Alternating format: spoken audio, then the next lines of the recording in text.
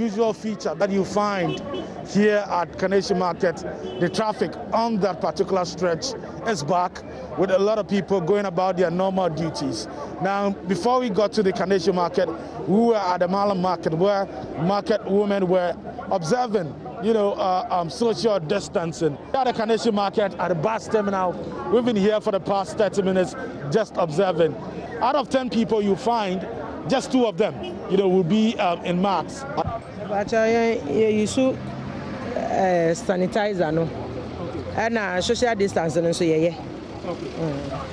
I'm asking her what they're doing to protect themselves here at this market against coronavirus. She says they've been adhering to the social distancing protocol, and they have been also using sanitizers. So this is here for the market women. So they can actually come here and wash their hands anytime they feel that, anytime they deem necessary, they can just come here to and wash their hands. This is here at the Kaneshie Market. This is beautiful. This is encouraging. It has to be commended. But I had another woman complaining here. Let me find out from her what she was talking about. 3 days in 5 days. Well, just when we're commending the initiative here for the market women, this woman here is complaining that there is no water in that system. She says sometimes it can run dry for like about 5 days. There's no water for them to wash their hands. All right, so we kind of started the conversation already here. That's the Kaneshie Market. Maxwell visited the lorry park yesterday, and this time around inside the market itself. Let's check out the situation at the Medina Market. Remember, even before the lockdown, during the period of the lockdown, that particular market was shut down, reopened, and shut again. Now that the restrictions have been lifted, the restrictions on movement, how does it look like? Komla Adom, my colleague, visited the Medina Market. Here's what he found out. After staying at home for more than a week, traders at the fresh produce hub of the market are picking up from where they left off. Only that, they are more conscious than they used to be before. A 43-year-old vegetable vendor who loves to be called Laje One has taken personal responsibility by acquiring a Veronica bucket, water and soap at her stand. She washes her hands every now and then.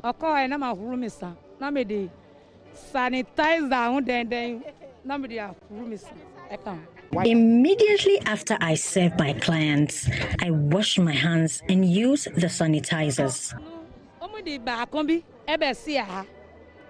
There was a bucket at the entrance. I don't see it there anymore. She appears to be the only one in this part of the market who has taken the initiative to also allow her clients to wash their hands after purchase. I allow my customers to wash their hands also after purchase. It attracts the customers to come to my stand.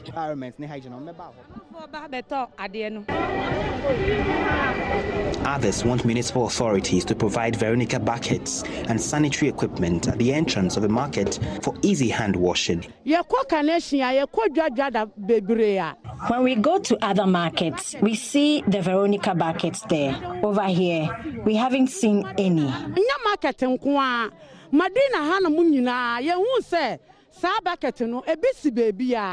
We urge them to bring us some.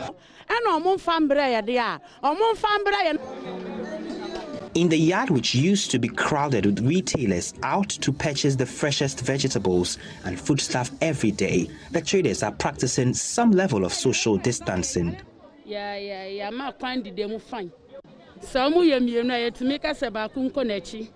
We've kept a considerate distance. Also, we use the sanitizers after selling. Municipal authorities have told them a shift arrangement will soon be instituted to allow adequate spacing. These traders welcome the move. We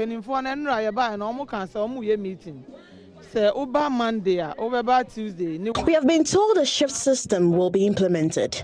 Some would come for 3 days, others would come to the market on the other days. We welcome this move. It will prevent crowding. It is for our own good.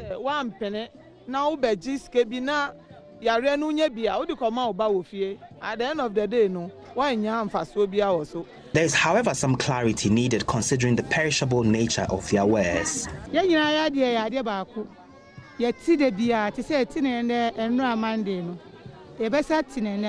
Tuesday, Wednesday, this shift system arrangement will be problematic because we all sell fresh vegetables on this lane. The okra, for instance, are harvested every day. They will perish, so they should come clear. On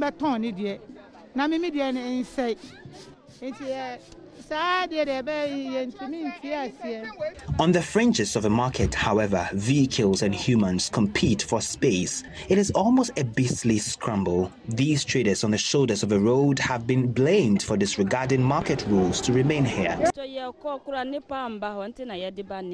Security officials had to chase them out last week, as this trader tells me.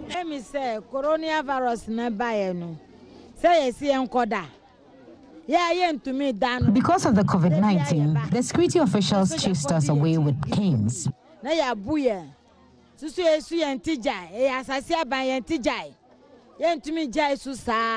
since the lockdown has been lifted, we are back on the road.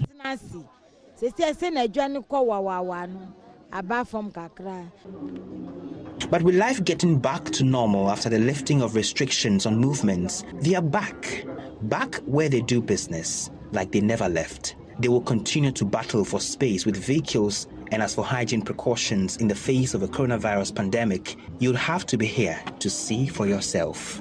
Komla Adom, Joy News, Medina Market. Limiting face-to-face contact with others is the best way to reduce the spread of COVID-19. Social distancing helps limit contact with infected people and contaminated surfaces. The rule, 1 meter at least, and if you want to stretch it, well, 2 meters distance between yourself and anyone who is coughing or sneezing.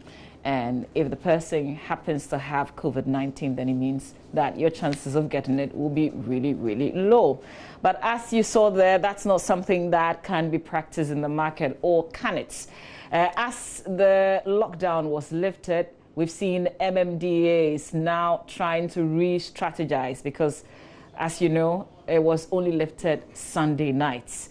So how are they trying to do it? Is it working? I've tried to monitor some of them, and the job looks really, really difficult. We have in the studio this morning a deputy local government minister who is also member of parliament, Ekapim South. Mr. Obiamwa will help us with what the MMDAs are doing to help fight the spread of coronavirus, seen as our markets. This is how we do business. Yesterday in Kaswa, well, those who witnessed it say it was business as usual, even if not worse, because it was a market day. So, Honorable Obiamwa, good morning to you. Thank you for coming into the studio at a time like this. Good morning. Thank you so much for having me here. Great. I hope you can hear me. Yes, I can hear you. I can hear you all right. Hopefully my viewers can, and I know they can. Thank you. So let's talk about what we've seen, because we brought pictures from the Kaneshie market and the Medina market as well. From where you sit at the ministry, have you observed what we've seen? Well, thank you so much. Good morning to viewers and to you. I think, first of all, we must commend the media for highlighting what is happening in our markets.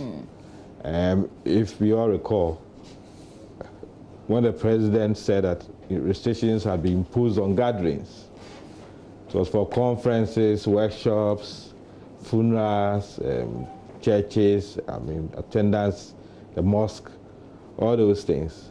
But for whatever reason, because when it comes to market, that's where we go for food, they were not part of the restriction. But we were all supposed to assist in observing the protocols. So right from beginning, we at the ministry made all MMDCs aware that special attention and focus should be on the markets, because there were no churches for us to bother ourselves so much, except that some still wanted to organize churches where these churches were broken up by the security services, etc. And the major issue was how to manage the markets, because that's where people were then congregating. There were no football matches, nothing for you to say that people had congregated. So for the markets, it became a special project for us. That's how come right from the beginning, we started talking about disinfection. We had to close down the markets for a day or two across the nation for this disinfection to take place. That's one aspect. Before then, we had even embarked on education, awareness, and sensitization, to the extent that right from the beginning, we thought of the Veronica buckets, thought of sanitizers, thought of meeting the market leaders to let them appreciate that things were no more normal and that they would have to adjust to some of these situations. So for us, every MMDC was mandated to ensure that things were managed in the markets. So before lockdown, we had started. During lockdown, of course, we wouldn't have so many people entering the markets. Even that, some markets had to be closed down. They had to agree on alternative arrangements. They had to agree on alternative dates and even alternative markets. So that you found some areas where they will look for open spaces to ask that some of the market people should move there with their wares and tables, and then make sure that they practice the social distancing. So all those things have been in place, and every day we monitor, every day we get reports. Where things are not looking so good, we draw the attention to it, and then find out how we could assist. Where they were overwhelmed, they thought the best decision was to even get the markets closed, from some 3 days, some 5 days, for all of them to come to a certain understanding that indeed this is how we should go if we have to protect ourselves. Now, since the lifting of the lockdown, the situation has exacerbated in the sense that you're not talking only about those who operate in the market. You're talking about those who also move into the market. Because with the stay-at-home lockdown situation, fewer people were going to the markets. Now with the lifting, you have more people going there. So we still have to carry on with what we are doing, except that we should probably think of even alternative arrangements, as I said. And then probably recommend at the appropriate time maybe stringent laws. As we speak, it's more of protocols. Wear your mask, social distancing, sanitizing, wash your hands, those things. It's more or less advice as to how to play safe. But as things get tighter, we may also have to tighten the rules. Even though at the assembly level, you will say that bylaws can be imposed on some of these things. But probably if a bigger force like EI comes in, then they know that this is what the law says, this is how we should implement it. But as of now, it's more of engagement as to the best arrangement to let things work as far as markets are concerned. Okay, so when would we begin to see the changes in the market in terms of the spacing out and the fewer numbers selling? I don't know what works, because I'm not sure shift will work for every market. They will have to come up with their own different ways of doing it. But when would we begin to see? Because at least we didn't see that yesterday. Well, I don't know how many places you covered, but even if you listen to afternoon radio, for a place like Tema, they had even closed it down. They said this morning they were meeting to carry on with arrangements so that they can operate. As I said, even before and during lockdown, these arrangements were in place. If you look at a place like Takoradi, they had gone for an open space and marked those places, and then asked the market people to operate from that side. But if you look at a place like Medina, and if you look at the Kaswa situation as well, then it's going to be harder for them to do Or I don't know, is it hard for them to do what Takoradi is doing, for instance, or what Tema is also beginning to do? Some have the opportunity to look at other arrangements. For instance, Ashaiman has about 9 places where they have identified as alternative markets, so that they will decongest the main markets. And they insist that some of the people should go there so that we can apply social distancing and then make things easier. So some places have a list of alternative places, even though it doesn't take overnight to convince everybody to move there. Yeah, the only problem is the virus is not waiting for us. Certainly, and unfortunately, we cannot do everything overnight. It hasn't been overnight in the sense that during all these arrangements have been going on. It's when they think that people still don't want to comply, or they insist on doing the wrong things, as it were, that they decide that then nothing should go on at all. But it can't be forever, because you need to go to the market and find that you can buy things. Unfortunately, our system here is not supermarkets. Our system here, we have our local traditional markets. And once you move to those places, they are not as regulated as other places. If you move to shopping mall places, it's more regulated. But for the markets, these are some of the challenges we have. And I'm saying that daily briefing and reports indicate that the MMDCs are always finding alternative markets and arrangements to let us find a way of complying with these things. Except that, as I said, there are some places you can't have them move anywhere. That is where you bring in the other solutions. How do we get you to agree that you should even come on alternative days? That's when you talk about the law. Is that when you talk about the law, or this is still something that can be done? Talking to the This is something that the leaders appear to agree, except that there are still bottlenecks. For instance, you can't say all those who sell onions should not come on a particular day. Those going to market will say that on this day we went to market, we didn't get onions.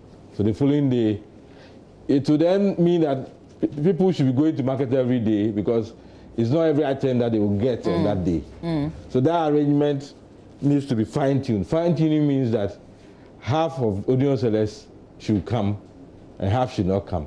And then some are complaining, like the okra seller, saying that even if you do that arrangement, my colleague will come and my items are perishable. So how do I also stay home for the items to be perishable?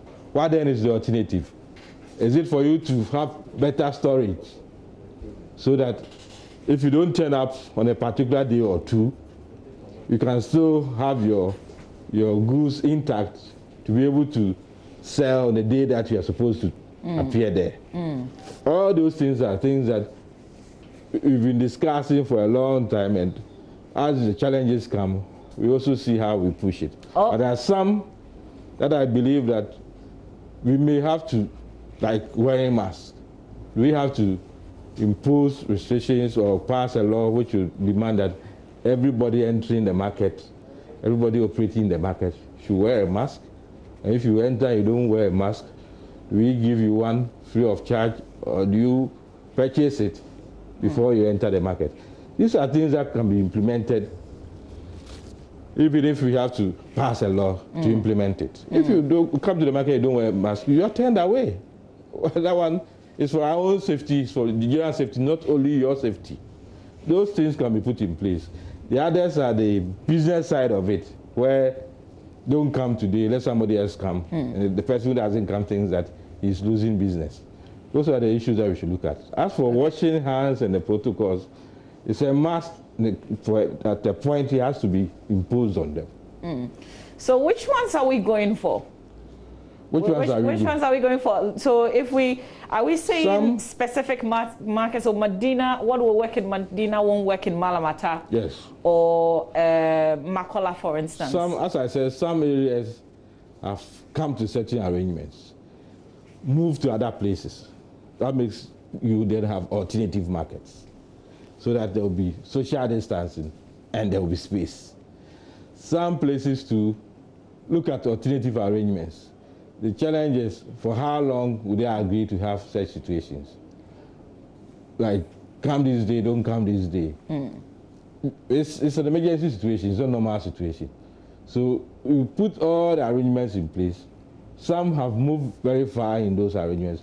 Others too are still grappling with some challenges, like how do I preserve my goods? How do I ensure that I don't lose business because of this arrangement? All these things will have to work out. At a point, even if you have to provide storage facilities for people, you may have to think of it, except that it's extensive and expensive. Okay, I'll come back and ask you about timeline.